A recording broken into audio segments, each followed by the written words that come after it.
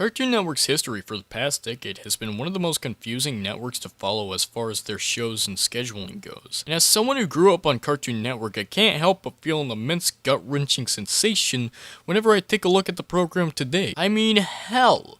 We're coming upon the 10-year anniversary of Seeing Real, aka the downfall of the entire station. But there's an incredible amount that's happened since then, and a lot of the issues that the network has today is basically the exact opposite from the issues back in 2009 whenever Seeing Real became a thing. So you can imagine my pure and utter shock whenever I saw the videos on YouTube of the after credits to the Teen Titans Go movie. It was spectacular, to put it lightly. And I couldn't help but swell up in a childlike bliss to see something so beloved to me personally suddenly making an actual proper comeback. It also got me pondering on the subject of how this even saw the light of day to begin with, because from the surface level, it really wouldn't make sense to be coming out during a time like this. Cartoon Network has very much become a business more so than anything else, and with that can come years of frustration amongst the dedicated fan base of pre-existing shows whenever they see a business executive simplifying a show's importance to the revenue that's capable of bringing in. We've already seen this play out multiple times in the network's recent history, so why the sudden change in heart? In this video, I'm going to be observing and going over Cartoon Network's history leading up to this, to see why the decision was made to bring back Teen Titans after a new Teen Titans reboot has already been established. Firstly, I want to begin with the end of Teen Titans itself. The question as to why Teen Titans ended when it did was a question that, from my knowledge, was never properly answered. There are a ton of theories on it that make enough sense, like the 65 episode theory. The 65 episode rule was a notorious rule in animation for a long time that stated that if you played one episode of the show for 5 days of a week during the course of 13 months, a quarter of a year, you'll end up with 65 episodes. Anything beyond that is said to devalue the price per episode that you can charge for syndication. What this means is that if at any point in time someone wanted to air your show on a different network than what it primarily airs on, it would cease to be valuable the more episodes it has, and those companies sure do love the big bucks. As for why 65 was the episode count that was deemed a perfect fit, I have no goddamn idea. It's possible that each individual episode costs enough money that anything over 65 wouldn't have been worth it in the eyes of investors, but I have no fucking idea. Don't look at me, I'm just some fucking Randy with his dick out as I speculate. This rule seems to align with the episode count of Teen Titans, which makes it a little suspicious, but it doesn't seem to flow properly with Cartoon Network's other shows. Billy and Mandy had 82 episodes before it got cancelled, Ed, Edd and Eddy had a whopping 131 episode count, and Kids Next Door had 78 episodes. Not to mention, this tactic was predominantly used by the Disney Channel, and it became less and less implemented due to low popularity of the overall strategy. I mean, imagine you working up your show for years upon years to finally reach the epic conclusion of canceled prematurely due to syndication costs. Other options could be low ratings, or a change in demographic that might have made Cartoon Network skeptical about the future of the show. But regardless, it was obvious to me and the rest of the world that Teen Titans ended prematurely. Now you might be wondering right now, Exro, why the fuck have you been going on for 20 hours about why Teen Titans was cancelled? Well, it's an important piece to the puzzle because it's created a large demand for the show since then. Unlike a show like Ed, Edd and Eddy, in which really had no demand following its finale due to having a satisfactory ending, Teen Titans' story just flat out wasn't complete. And due to this, it's created an entire generation of disappointed fans. And when you disappoint fans, sometimes they'll make sure you never goddamn forget. Jesus Christ. And as if things weren't already bad, around 2007 to 2008 the network executives changed entirely, and with this sudden shift in people also came a sudden shift for direction for the network. This is what caused the cancellation of many shows like Billy and Mandy, and these new executives would later be the ones responsible for live action shows. A portion of these live-action shows suddenly grew bigger and bigger like a tumor until it all accumulated into Seeing Real, and we all know how that went.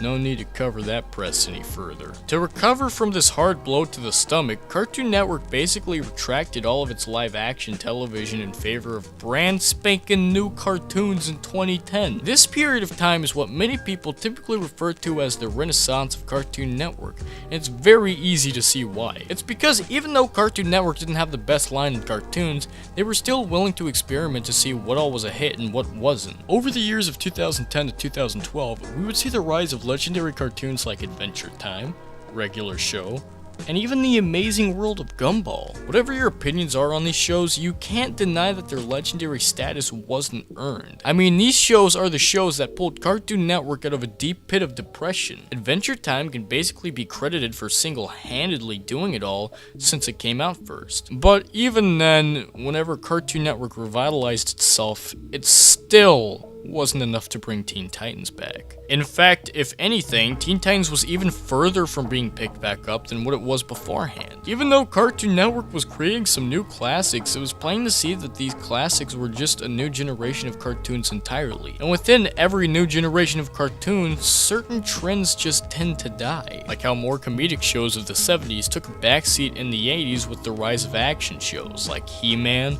Thundercats, Transformers, etc.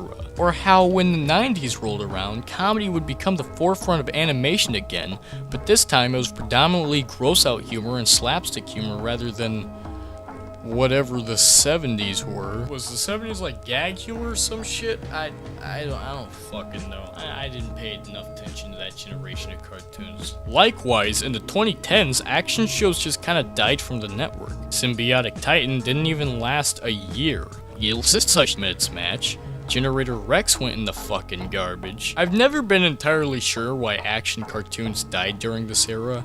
I presume network executives just didn't believe kids could maintain that sort of attention span maybe, but there was a clear emphasis on more comedic shows than anything else. Now, this is where it gets a little muddy for Cartoon Network. Even though Cartoon Network did have a proclaimed renaissance, it wasn't one that lasted very long. In 2013, we saw the rise of Teen Titans Go, a show that would change everything for the network from this point on. Now, before I continue, I'm going to say right goddamn here that I'm not going to waste my time pointlessly bashing this show. So many people have already taken that low blow. I mean, even fucking Butch Hartman has clickbaited it. By this point, it's basically the modern day equivalent of hating Justin Bieber or hating Twilight. Even though you may have an actual reason to hate these things, it doesn't mean this isn't a low blow. Likewise, it doesn't mean that the product in questioning is good either. It just means that people don't know when to shut the fuck up sometimes. So with that out of the way, I will continue on with the video now. Goodbye. Teen Titans Go represents such a monumental shift in the network's intentions. Firstly, it heavily reinforced the importance of your show being primarily comedic,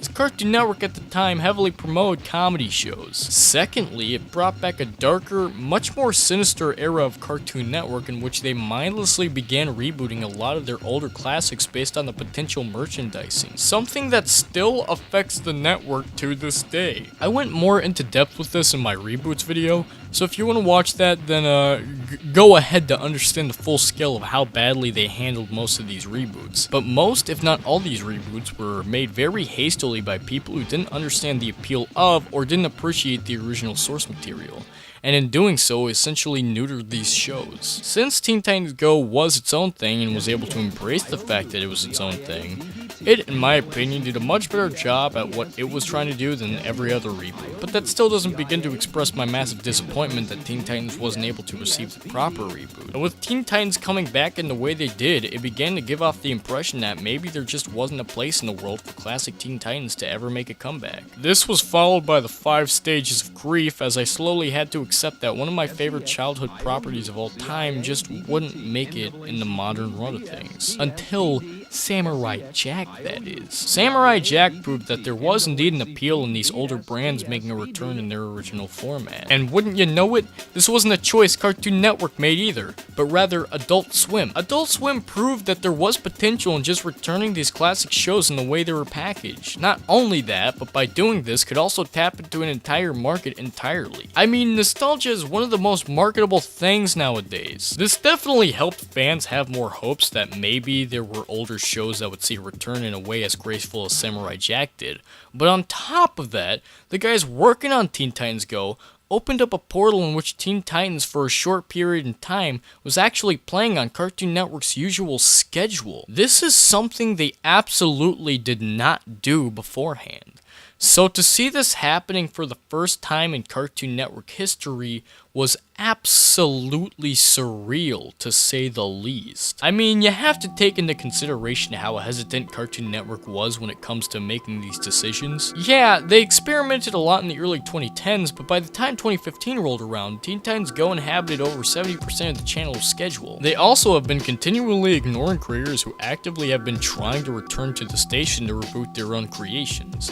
John Dilworth being a good example. And finally, they've just been disrespecting of every other show that wasn't Teen Titans Go. Like when regular show was ending, there was no promotion for it whatsoever. Despite regular show playing an essential role in bringing back Cartoon Network from its grave, in the end, Cartoon Network didn't really care about the fate of the show. Look no further to their current treatment of Adventure Time, a show that was even more important to reviving Cartoon Network, yet it's shown even less than what regular show was. Yeah, by the way, for those who didn't know, Adventure Time is ending this year. You probably wouldn't have known that if you didn't look it up or if you didn't hear it from someone. So to see Cartoon Network doing something like that, but then also allowing Teen Titans to get the green light, things began to look promising again in the eyes of classic Teen Titans fans everywhere. It still wasn't confirmed that Teen Titans would make a return, but it definitely was reassuring to see the network handling such a beloved icon with such gentle hands after years and years of shaking the baby, so to speak.